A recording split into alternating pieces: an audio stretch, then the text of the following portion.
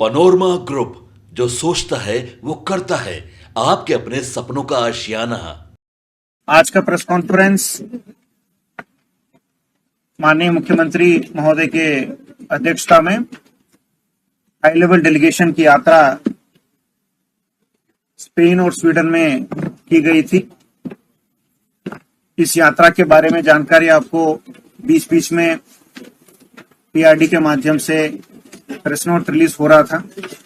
एक compiled press conference का उद्देश्य यह है कि एक समरी आपको टोटल प्रोग्राम के दौरान क्या क्या कार्यक्रम हुआ है और उसका फलाफल क्या रहा, तो इसको और आगे कैसे हम लोग ले जाएंगे, इसके बारे में आपको एक विवरणी देने का उद्देश्य था। तो सर्वप्रथम क्योंकि प्रेजेंटेशन है, तो प्रेजेंटेशन क्योंकि थोड़ा रूम छोटा हो गया है, तो मैं प्रेजेंटेशन भी आपको सर्कुलेट करूंगा। अभी आपको प्रेस नोट हिंदी और इंग्लिश में आपको दिया गया है, और फोटोग्राफ सहित अभी पेन ड्राइव्स भी हम लोग 50 अभी बनाए हैं, और भी पता चला कि कुछ और सोशल मीडिया का भी मित्र हैं, तो उनको भी देने के लिए हम लोग प्रयास करेंगे। यदि आज अगर नहीं है तो संभव कल उनको फिर फोटोग्राफ्स के साथ हम लोग उनको भी उपलब्ध कराएंगे। तभी किसी को डिजिटल फॉर्मेट में रिपोर्ट्स चाहिए तो पीआरडी के डायरेक्टर महोदय आपको उपलब्ध कराएंगे।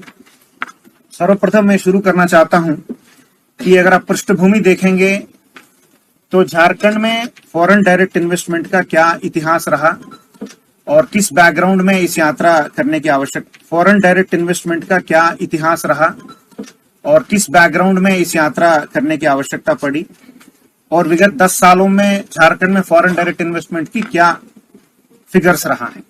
तो आपको जो डेटा दिया गया है उसमें स्वतः आपको ये बात परिलक्षित होगा कि over a period of time हम लोगों को फॉरेन डायरेक्ट इन्वेस्टमेंट काफी कम मिला। अगर आप देखेंगे तो 2016, 17, 17, 18, 18, 19 में कुल मिलाकर हम लोगों को $20 मिलियन से भी कम मिला है। माने करीब करीब उस समय का डॉलर एक्सचेंज रेट से 100 करोड़ से भी कम हम लोगों का फॉरेन डायरेक्ट इन्वेस्टमेंट मिला है, जो एक रिमिटेंसेस रूप में भी मिल सकता है। किसी को अगर फॉरेन करेंसी में किसी कंपनी में इन्वेस्ट कर रहे हो, या कोई अलग यूनिट लगा रहे हैं, या कोई यूनिट्स का शेयर्स अगर खरीद रहे हैं, उस कंपनी झारखंड में उपलब्ध है तो फॉरेन डायरेक्ट इन्वेस्टमेंट में माना जाता है। तो फिर 2019, 20 और 20-21 में एक बम्प हम लोगों को मिला। तो डीपीआईटी के जो स्टैटिस्टिक्स हम लोगों को जो मिला है भारत सरकार का, उसके अनुसार वो दोनों सालों में करीब करीब हम लोगों को 13,000 करोड़ फॉरेन डायरेक्ट इन्वेस्टमेंट मिला। तो इसमें ये भी सूचना हम लोगों को मिल रही है कि एक कंपनी के द्वारा इन्वेस्टमेंट किया गया है। संभवतः कुछ फॉरेस्ट इश्यूज के कारण वो माइनिंग सेक्टर में इन्वेस्टमेंट था, वो प्रोजेक्ट हम लोगों का धरातल पे नहीं उतर पाया। इसके और डिटेल्स आपको डीपीआईटी से मिल पाएगा। तो अभी मैं बता सकता हूं कि 2019 से लेकर 24 तक केवल 2019, 20, 20-21 का एक इन्वेस्टमेंट छोड़कर कोई बड़ा इन्वेस्टमेंट हम लोगों के राज्य में नहीं आया है। तो ये दोनों अगर इन्वेस्टमेंट देखेंगे तो वो बड़े इन्वेस्टमेंट के कारण ओवरऑल नंबर्स में हम लोगों का 8वां रैंक मिला है पूरे देश में। लेकिन अगेन आप नोटिस करेंगे तो 2021-22 और 22-23 और 23-24 में अगेन हम लोगों का जो पूर्व का जो रेट रहा उसी रेट पे हम लोग आ गए हैं। अभी फॉरेन डायरेक्ट इन्वेस्टमेंट में हम लोग पूरे देश में 31वां पोजीशन में है। तो काफी अलार्मिंग बात है। फॉरेन डायरेक्ट इन्वेस्टमेंट में आप दूसरे राज्यों को देखेंगे, हम लोगों से ऊपर जो महाराष्ट्र है, कर्नाटका है, गुजरात है, दिल्ली है, जो छोटा राज्य है दिल्ली भी हम लोगों से ऊपर है, तमिलनाडु है, हरियाणा है, तेलंगाना है। तो अभी इसी बात को हाईलाइट करते हुए फॉरेन डायरेक्ट इन्वेस्टमेंट ज्यादातर माइनिंग सेक्टर, स्टील सेक्टर और ऑटोमोबाइल सेक्टर में जनरली इंडिया में आता है। ये तीनों सेक्टर में पूरे देश में हम लोग ज्यादा कंट्रीब्यूट करने के बावजूद हम लोगों के राज्य में फॉरेन डायरेक्ट इन्वेस्टमेंट कम आ रहा था। तो इसलिए एक मुख्य कारण ये भी हो सकता है कि पूर्व में इस तरह का हाई लेवल डेलीगेशन 2016 के बाद झारखंड छोड़िए, मतलब पूरे किसी भी देश में विजिट नहीं किया है। तो एक विजिबिलिटी का कमी हो गया। मैं कोई विशेष नाम नहीं लेना चाहता हूं, लेकिन आप भी न्यूज कवर करते हैं तो देश के कई सारे ऐसे राज्य हैं, ऐसे मुख्यमंत्री महोदय हैं, ऐसे हाई लेवल डेलीगेशंस हैं जो सालों में 4-5 विजिट इस तरह का करते हैं।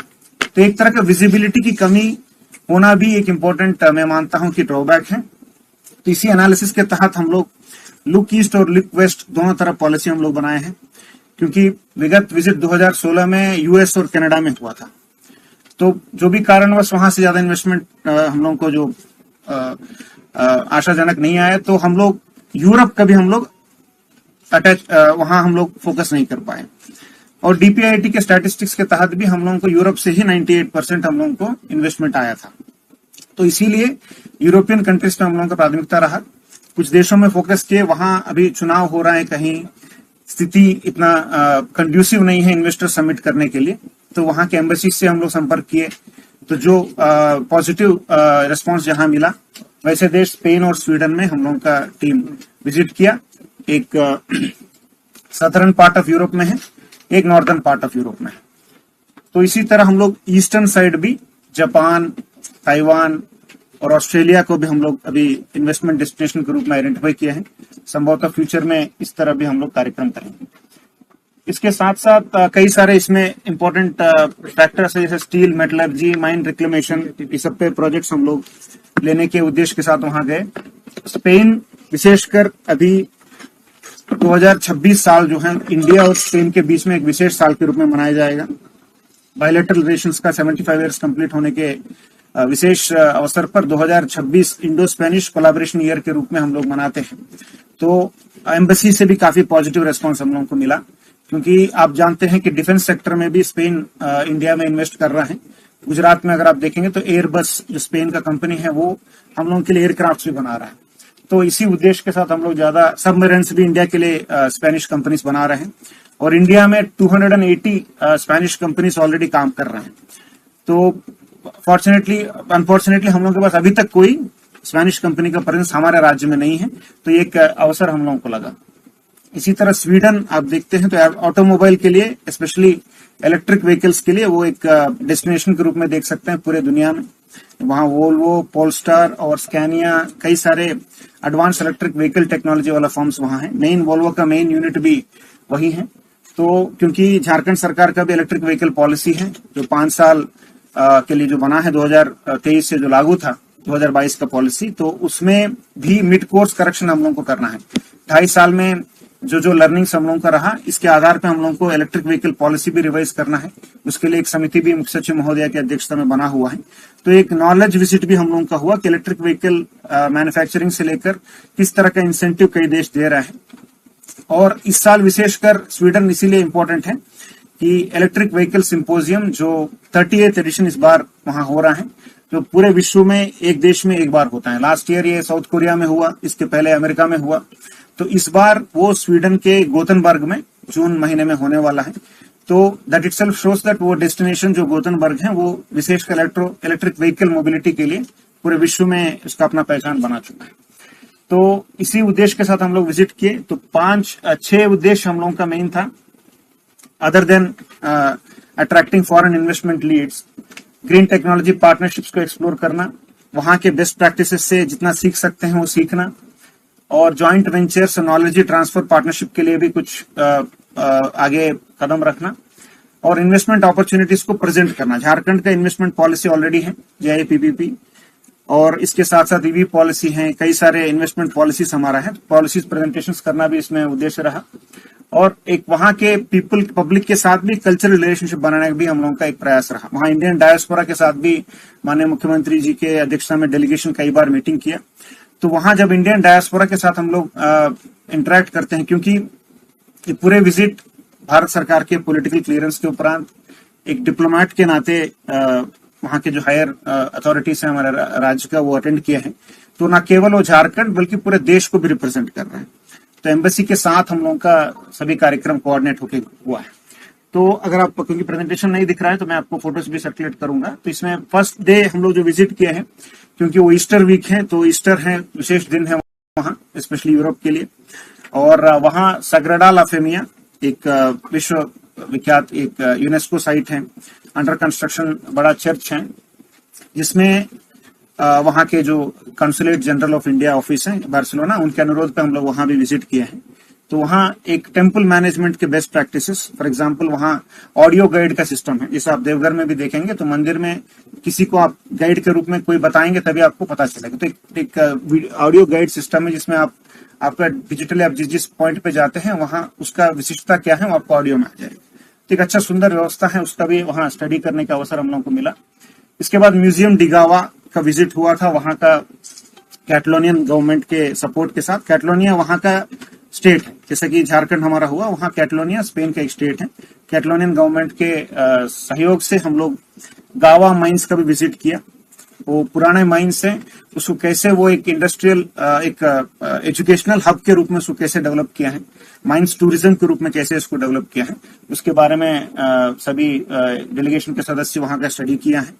तो इससे काफी उपयोगी हम लोगों को साबित हो। विशेषकर झारखंड का पुराने माइंस तो है ही, टूरिस्ट साइट में हम लोग डेवलप कर सकते हैं, बट एक यूनिक जियोलॉजिकल फॉर्मेशन भी हम लोगों का चाईबासा में है। तभी जियोलॉजिकल रिसर्च कहता है कि धरती से जो पानी से पहला जो भूखंड जो निकला है वो हम लोगों का चाईबासा क्षेत्र है, जो पश्चिमी सिंहभूम है।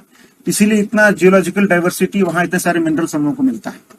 तो उसी पे मुख्यमंत्री महोदय भी यही किया कि उसमें क्या हम लोग कोई ऐसा जियोलॉजिकल म्यूजियम डेवलप कर सकते हैं जिसमें इस तरह का हम लोग एक इन्वेस्टमेंट करते हुए। तो इस पे कुछ अच्छा वहाँ लर्निंग हम लोगों को मिला।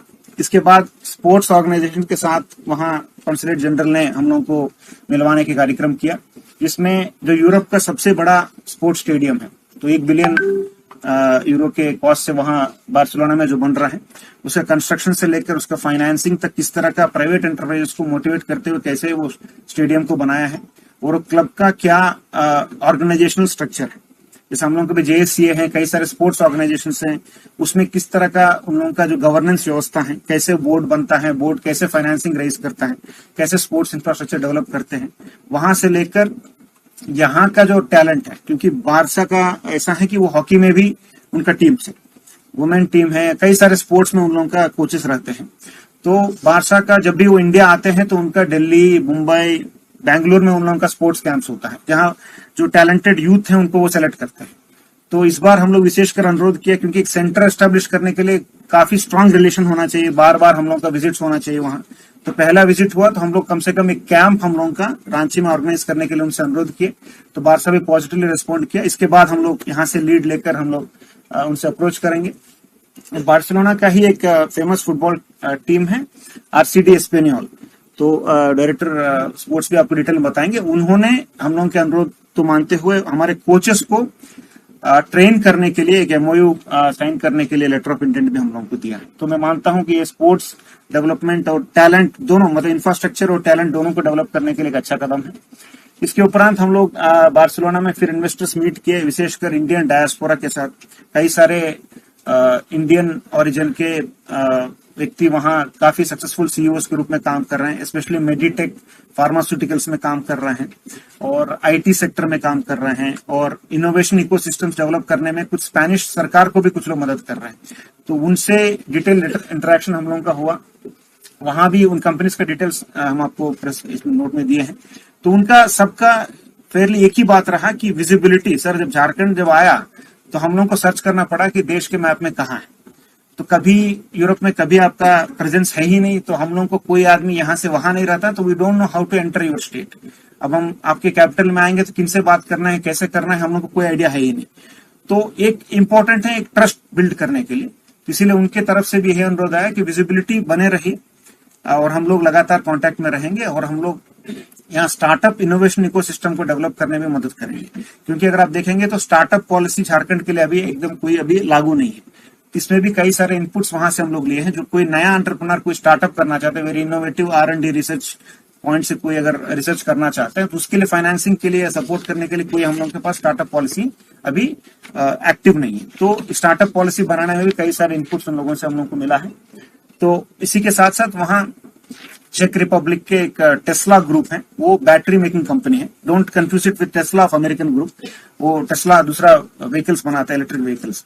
ये बैटरीज बनाने वाला कंपनी है। They are the earlier Tesla group, तो यूरोप में एक्टिव है। तो उनके रोमेनिया में एक प्लांट उनका ऑलरेडी अंडर कंस्ट्रक्शन है, तो इसके बारे में उन्होंने एक प्रेजेंटेशन भी डेलीगेशन के सामने दिया, और उनका ऑफर रहा कि रोमेनियन के बराबर प्लांट हम लोग झारखंड में भी एस्टेब्लिश करेंगे। But they didn't disclose it, but they are already in discussion with another state government.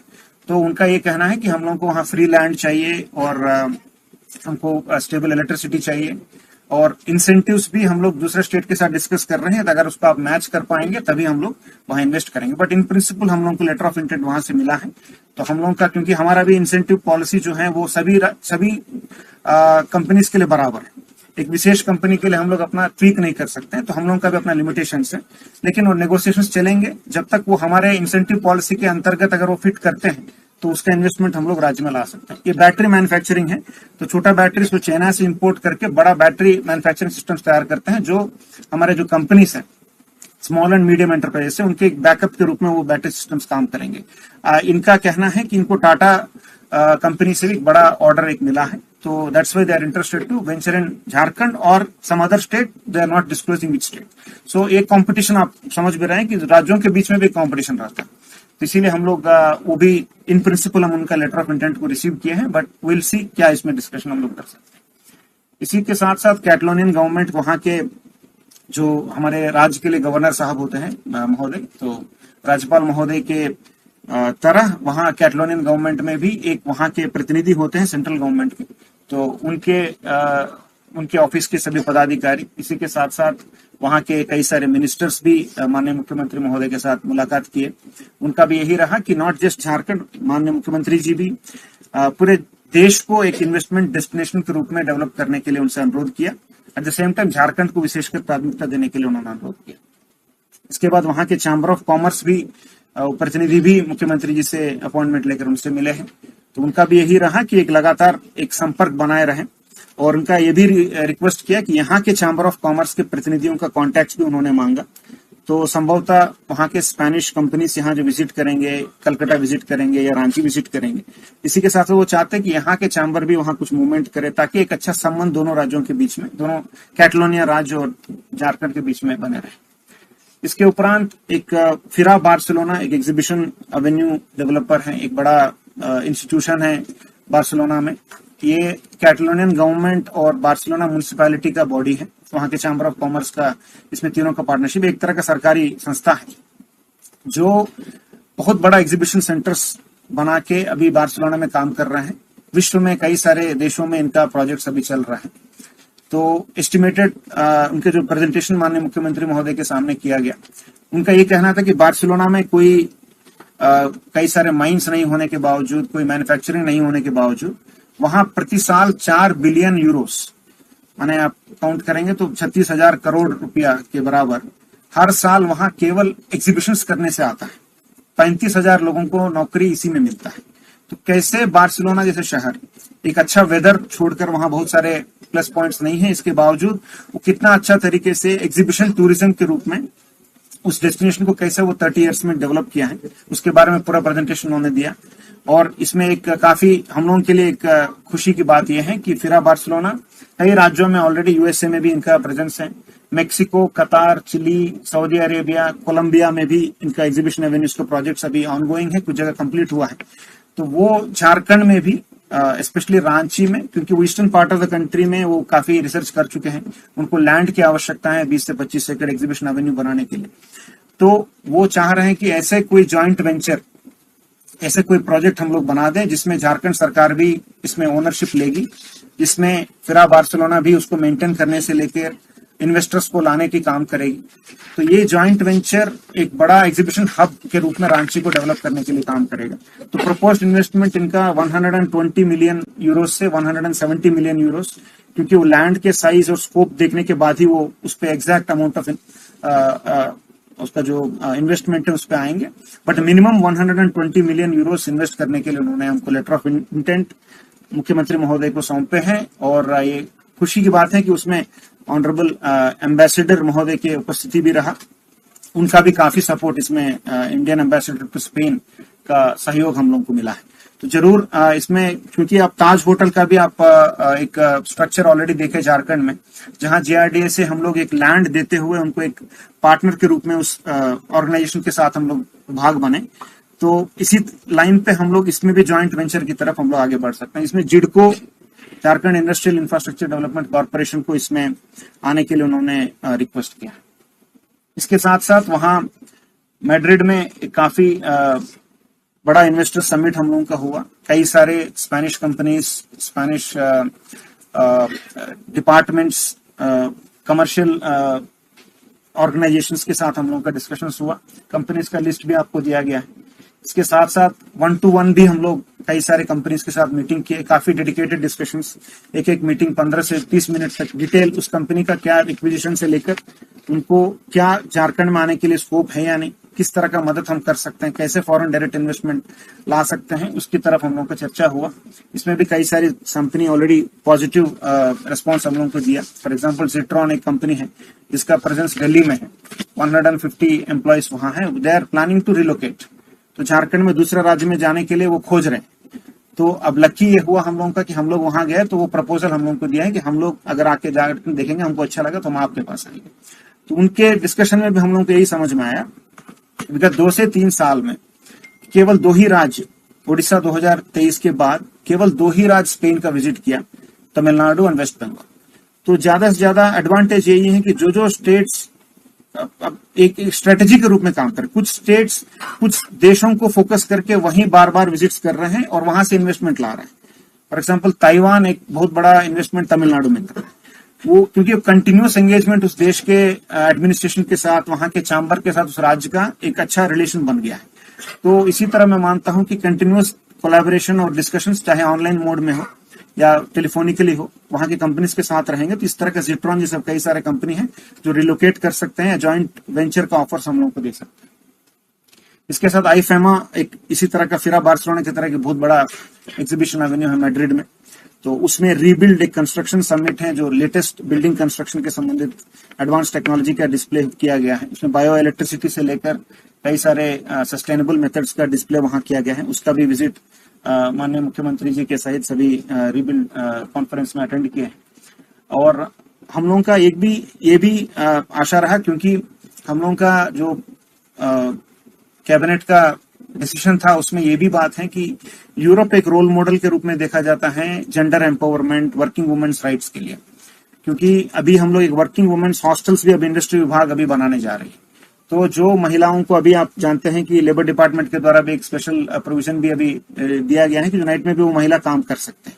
तो कैसे हमारे वर्क फोर्स में वुमेन पार्टिसिपेशन बढ़ा है, ये झारखंड सरकार की प्राथमिकता है। इसीलिए वर्किंग वुमेन राइट्स और उनके लाइवलीहुड, उनके हेल्थ को कैसे हम लोग इम्प्रूव करें, उसमें किस तरह का लेजिस्लेटिव या पॉलिसी चेंजेस करें, इसके बारे में भी चर्चा करने के लिए वहां के जो वर्ल्ड में काफी देशों में काम करने वाले एनजीओ स्पेन में उपस्थित हैं, उनका भी डिटेल डिस्कशन जो हमारे जो chairperson of legislative committee on women and child development, उनके साथ उनका भी डिस्कशन हुआ। ये इसमें खुशी की बात है, कई सारे कंपनीज ने, कई सारे ऑर्गेनाइजेशंस ने हम लोगों का जो रिक्वेस्ट है उसको मान लिया है। वो जरूर जो लेटेस्ट पॉलिसी जो यूरोपियन कंट्रीज में है, वो कौन कौन सा पॉलिसी हम लोग अडॉप्ट कर सकते हैं, क्या लेजिस्लेटिव चेंजेस हमारे स्टेट में कर सकते हैं, इसके बारे में भी एक रिपोर्ट देने के लिए और हम लोगों को सहयोग करने के लिए उन्होंने कमिटमेंट दिया। इसके उपरांत स्पेन से हम लोग स्वीडन गए। गुतनबर्ग काफी नॉर्दर्न पार्ट ऑफ यूरोप में है, एक काफी दूर जाने के बाद वहां हम लोगों को गोतनबर्ग में वहां भी एक इन्वेस्टर समिट करने का मौका मिला। वहां Sweden companies, specially electric vehicle sector में जो है कंपनीज का लिस्ट आपको दिया गया है। तो डिटेल प्रेजेंटेशन हम लोगों का रहा।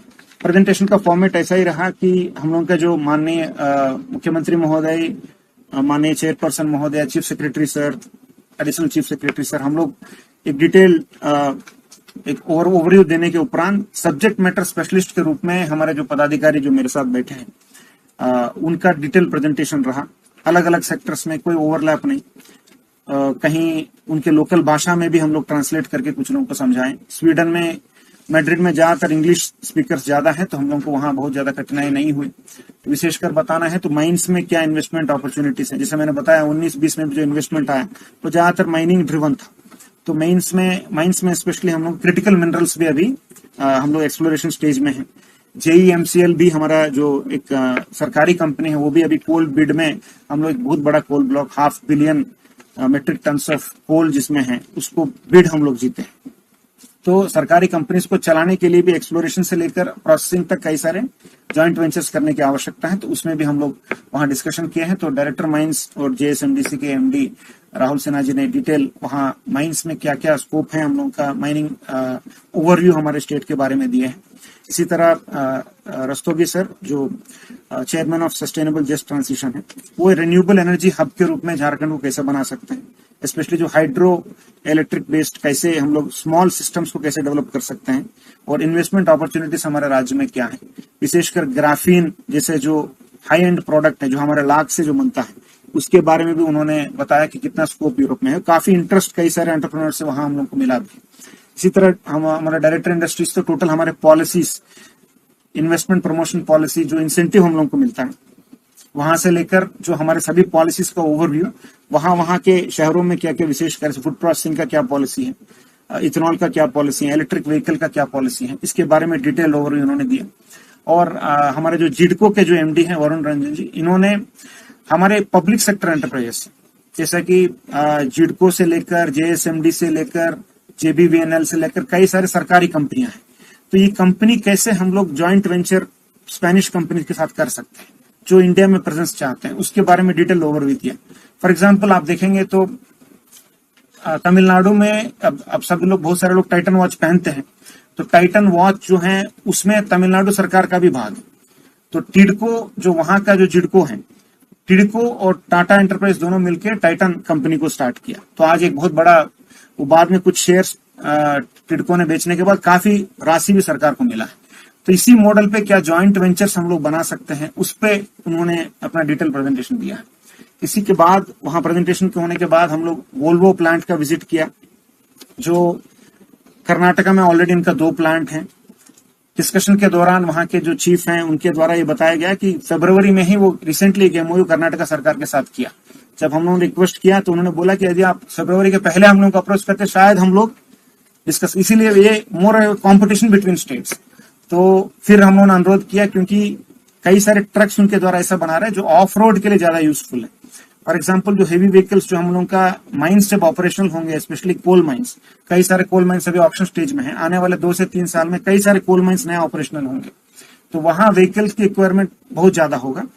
स्पेशली इलेक्ट्रिक व्हीकल्स ज्यादा प्रमोट करने के लिए भारत सरकार भी इस पे जोर दिए हुए है। तो उस पॉइंट से हम लोगों ने बताया कि यहाँ एक बहुत बड़ा कस्टमर बेस आपको झारखंड में आएगा और आ भी रहा है। तो इसको ध्यान में रखते हुए कोई असेंबली यूनिट क्या आप बना सकते हैं। मान लीजिए आप मैन्युफैक्चरिंग कर्नाटका में भी करेंगे तो क्या यहाँ आप एक फिटिंग यूनिट आप बना सकते हैं। तो उसमें उनका रिस्पॉन्स काफी पॉजिटिव रहा। मुझे उम्मीद है कि यदि हम लोग कंस्टेंटली परस्यू करेंगे तो जरूर उनका प्रेजेंस वोल्वो का भी झारखंड में आने की संभावना जरूर है। इसके उपरांत वहाँ स्टॉकहोम जो राजधानी है, वापस लौटने के दौरान वहाँ के जो एम्बेसडर महोदय हैं, जो चार्ज डी अफेयर्स बोलते हैं, राकेश तिवारी जी, उन्होंने इंडियन डायस्पोरा और वहाँ के इंडस्ट्रियलिस्ट के साथ एक और डिटेल मीटिंग कराया गया। इसमें अगेन हम लोग हमारे इन्वेस्टमेंट पॉलिसीज के साथ साथ वहाँ के स्वीडन में, क्योंकि आप जानते हैं कई सारे इंडिया में स्वीडन का प्रेजेंस है, 300 से अधिक संख्या में यहाँ स्वीडिश कंपनीज का प्रेजेंस है। हमारे बहुत सारे कंपनी जैसे विप्रो है, इन्फोसिस, उनका भी ऑफिस वहाँ खुला हुआ है। तो कई सारे इंडियन डायस्पोरा के मेंबर्स वहाँ हम लोगों से मिले, उनसे भी हम लोग इन्वेस्टमेंट लीड्स लिए, कुछ उन लोगों का कम्युनिकेशन हम लोगों को मिला। और अगले दिन हम लोगों का वहाँ का IVL Swedish environmental research institute, जो इंडिया में कई सारे स्टेट्स के साथ वो काम कर रहे हैं, वहाँ के CFO, वहाँ के सीनियर पदाधिकारियों के साथ विजिट हुआ। वहाँ उनके वाटर मैनेजमेंट से लेकर एयर क्वालिटी इंप्रूवमेंट के लिए किस तरह का काम वो करते हैं, तो उसके बारे में डिटेल चर्चा उनके साथ हुआ। तो अंत में मैं समराइज करके यही कह सकता हूँ, क्योंकि अगर आप फर्स्ट टेबल में ही आपको पूरा जानकारी है, झारखंड में FDA की क्या स्थिति है, टोटल क्लियर डेटा आपके आंखों के सामने रखा है।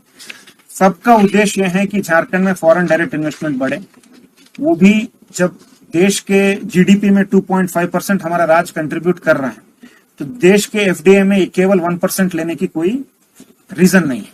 हम लोगों का जितना GDP में कंट्रीब्यूशन है उतना बराबर हम लोग FDA में भी हम लोगों का क्लेम होना चाहिए, उतना फॉरेन डायरेक्ट इन्वेस्टमेंट हमारे राज्य में आना चाहिए। यही हमारा उद्देश्य है, यही हमारा टारगेट है।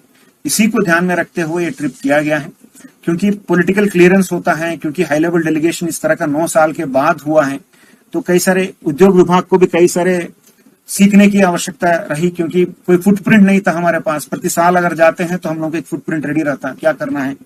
तो 9 साल के उपरांत गया, इससे जरूर झारखंड राज्य को भी कई सारे, मैं मानता हूं कि कुछ हद तक नुकसान भी हुआ, क्योंकि हमारा विजिबिलिटी दूसरे देशों में नहीं था। तो सब सोचेंगे कि maybe they are not open to foreign direct investment. इसीलिए एक इमेज ब्रांड बिल्ड करने के लिए भी हम लोगों को विजिट करना काफी आवश्यक है। इसीलिए पॉलिटिकल क्लियरेंस भी हम लोगों को जस्ट बिफोर द विजिट हम लोगों को मिला।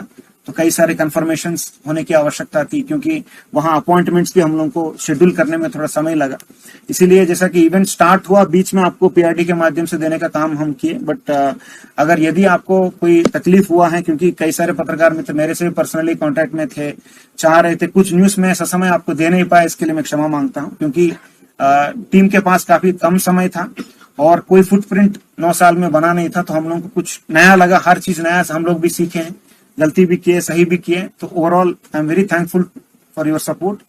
आप लगातार न्यूज कवरेज में देख रहा था, काफी अच्छा कवरेज उन्होंने आपने दिया, क्योंकि आप जो कर रहे हैं वो स्टेट के भविष्य के लिए कर रहे हैं, क्योंकि as a state we should attract more foreign direct investment. और हम लोगों का जो कंपटीशन भी है दूसरे राज्यों के साथ ही, क्योंकि अगर केवल पॉलिसी देख के अगर कोई इन्वेस्टमेंट करते हैं तो केवल हम लोग पॉलिसी छापते हुए हम लोग बैठ सकते हैं, लोग यहाँ आ सकते हैं। बट जब तक वो पर्सनल टच जैसे दूसरा राज्य दे रहे हैं, दूसरे राज्य जाके एग्रेसिवली रोड शोज कर रहे हैं, दूसरे डेलीगेशंस प्रति साल 4 से 5 विजिट कर रहे हैं, तो तभी वो फॉरेन डायरेक्ट इन्वेस्टमेंट हम लोग टैप कर सकते हैं। यही मुझे समराइज करके कहना है। तो इन्वेस्टमेंट्स जो आए हैं मेजर, मैं आपको टेबल के रूप में दिया हूं। अभी कुछ कंपनीज और डिस्कशन स्टेज में है, क्योंकि वो इसमें आप फिराट बार्सिलोना का 120 to 170 मिलियन ये रिटर्न रूप में हमको कंफर्मेशन मिला है, और टेस्ला एएस का भी 150 मिलियन का आया है। But like I told you, इसमें कुछ शर्त है और दूसरे राज्य के साथ भी वो डिस्कशन में है, तो हम कोशिश करेंगे जरूर इसमें सफल होने के लिए। एबर्टिस एक बड़ा इंफ्रास्ट्रक्चर कंपनी है, वो एनएचए में काम कर रहा है, इंडिया में कई स्टेट्स में उनके काम है, कई टोल रोड्स वो चलाते हैं। सो उन्होंने एक रिटर्न रिक्वेस्ट भी हम लोगों को दिया है कि यदि स्टेट हाईवेज को अगर आप पीपीपी मोड में चलाना चाहते हैं तो उसमें वो आने के लिए तैयार है। तो ये संबंधित विभाग को हम लोग फॉरवर्ड करेंगे, उनसे इन्वेस्टमेंट लीड को आगे बढ़ाने के लिए रिक्वेस्ट करेंगे। स्पैनियोल के बारे में आपको बताया गया, स्पोर्ट्स कोचेस के लिए उन्होंने रिटर्न रूप से हम लोगों को संपर्क किया, उनका इंटरेस्ट दिखाया है। जिट्रॉन जो रिलोकेशन जो मैं बताया था दिल्ली से यहाँ आने के लिए, उसके लिए उन्होंने एक ऑफर हम लोगों को दिया, तो उनको सपोर्ट करके यहाँ लाने के लिए हम प्रयास करेंगे। Novargi is a clean energy company, वो सिस्टम्स इंजीनियरिंग में काम करते हैं उनका, और ग्रैंड सोलर एक बड़ा कंपनी है जो राजस्थान में भी प्रेजेंट है, तो वो भी अपना एरिया बढ़ाना चाहते हैं। तो हम लोग एक्सप्लोर करेंगे कि क्या पब्लिक सेक्टर एंटरप्राइजेस के साथ कोई सोलर प्रोजेक्ट्स उनके साथ कर सकते हैं या नहीं, इस पे हम लोग अभी वर्कआउट कर रहे हैं। इसके साथ साथ 2 स्वीडिश कंपनीज भी हम लोगों को कोलैबोरेशन करने के लिए टेक्निकल सपोर्ट के लिए इन्विटेशन दिया है। तो यही मेरा समरी है। Once again thank you so much.